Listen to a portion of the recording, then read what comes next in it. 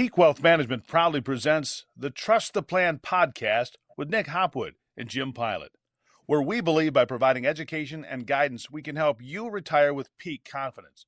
Now, here are your certified financial planners, Nick and Jim.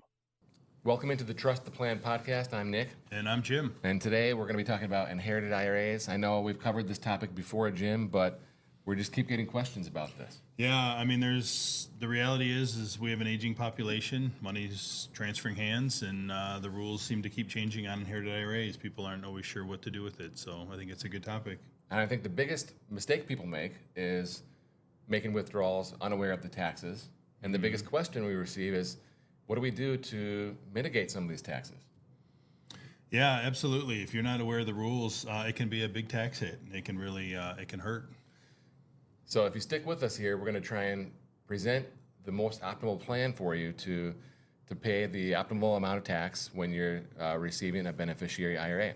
So first off, if you're the spouse, you're all good. You just put the IRA in your name as if it was yours for your entire life. And you don't have to take required minimum distributions. There's no 10-year rule. You're all set until age 73 or 75, depending on how old you are today. So to wrap it up really quick for a spouse, it's as if it was your IRA the whole time. Yep, no tax due on the transfer. It just becomes your own IRA, and it remains pre-tax until you withdraw that money. Now, if you are a non-spouse beneficiary, that's when everything changes, and all the rules have been turned upside down in the last few years. So, Jim, if I inherit, my mom's IRA, what do I have to do? Yeah, each year, you're required to take some of the money out, but the account needs to be completely depleted within 10 years. So there is a small required minimum distribution that needs to take place each year. But the goal is, it's necessary that it's completely withdrawn within that 10-year time. So that's where some tax management can come into play.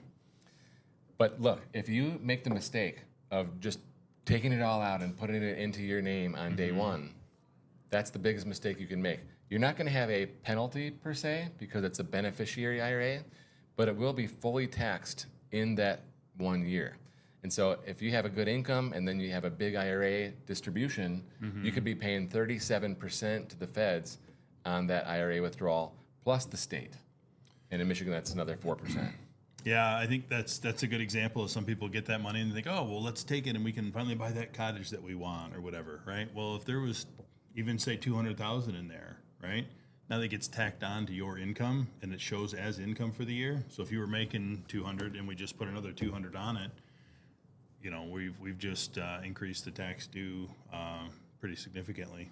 And so if you take money out of the IRA every year for 10 years, maybe an equal amount or a required minimum distribution and larger amounts at the end, you can really spread out that tax, right? Yeah, because then you're, let's say you're only taking $25,000 out a year. Now we're only adding $25,000 to the $200 that you were already making.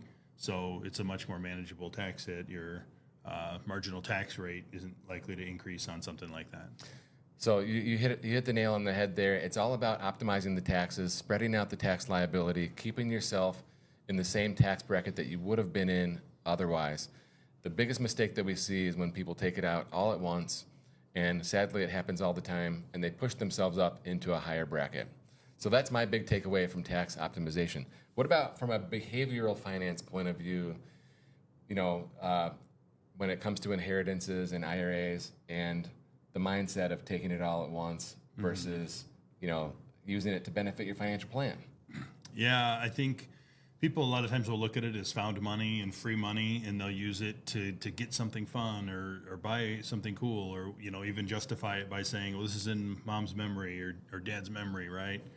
And that's great, but I think just using the cottage example that I just used a minute ago, like people totally underestimate the additional expenses that come along with having a second residence. Even if that place is fully paid off, just the extra utilities, the extra toys, the extra whatever. Things I believe it's about $1,000 per pontoon boat ride. We've been through this. I've heard that before. Yeah, I think that's true. Yeah.